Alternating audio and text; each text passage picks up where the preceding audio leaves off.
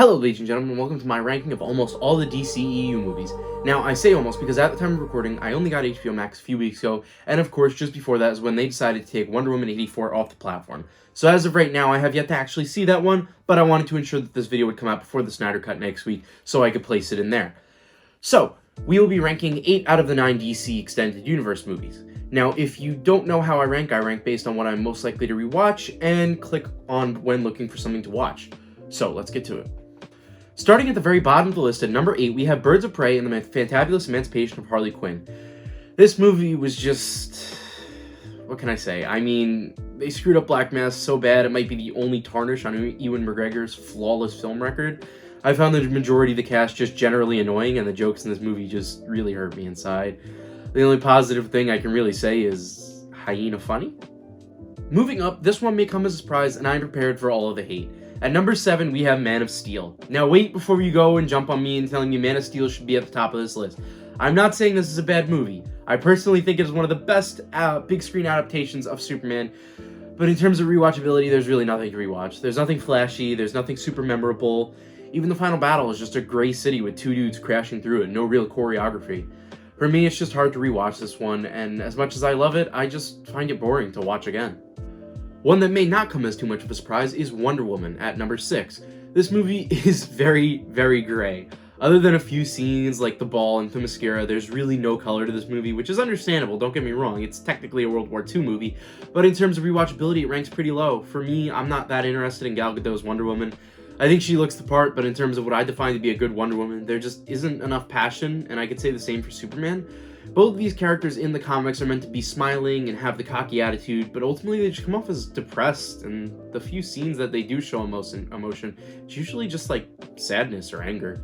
Then at number 5, we have Shazam. Now, Shazam is one of my top 3 favorite DC comic characters, alongside Red Hood and Dr. Fate, and I think this movie did him decently. I have some big issues with this movie. Like, for me personally, I prefer a Shazam story where Shazam tries to act like more of an adult and gets called out sometimes, and while this movie tried to do that, it really just kind of came off as way too childish and kind of lazy.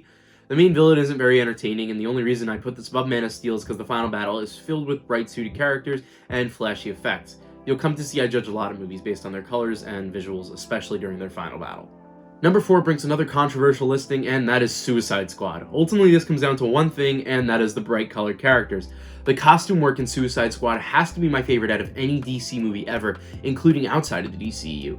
They nail the characters so well and adapt them into more realistic versions of comics fantastically. As for the story, yeah, it's very flawed and has a lot of issues, which I'll talk about in another video sometime, but overall, this movie just has a lot of rewatchability. Coming into our top 3, at number 3, we have Aquaman. In my opinion, in terms of story, I think this may be the best DCEU movie to date. The colors and costumes are so fantastic, and the story, as I mentioned, is one of the most believable out of any of these. I think this may be one of the few cases where when DC diverted from the comics, they did it right. I mean, as poor as some of the CGI was, the final battle was just so amazing. From the giant sea monsters to the armored Atlanteans fighting, it was just incredible to watch. At number 2, we have Justice League. I know, how can I put Justice League so high but not Man of Steel or Wonder Woman? Again, ultimately it comes down to color and seeing my favorite characters on the big screen.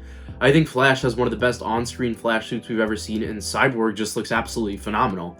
Yeah, the story is... yeah. But it's really the visuals here that just pull my eyes right to the screen. Those fight scenes, as bad as Steppenwolf may look, are just so entertaining for me personally. I have a very controversial opinion of the DC movies in general, but I can't help that, and you'll see that's very prominent at number 1. And at number 1, we have Batman vs. Superman: Dawn of Justice. I know, how could I? It's the worst movie out of all of them, etc, etc. I will be 100% honest with you. I don't know why I like this movie. I could tell you it's the color, but there really is no color in the movie.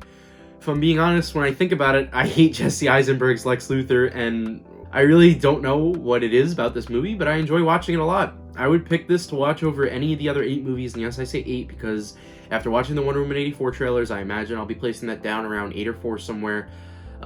With that said, I really don't know what I like about this movie, but it's at number 1.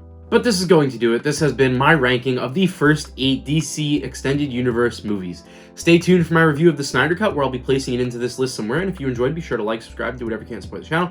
Turn on those post notifications so you get informed when my entire Batman and Joker Funko Pop collection gets released. Let me know what you guys thought of my list down below, and I'll see you in the next one.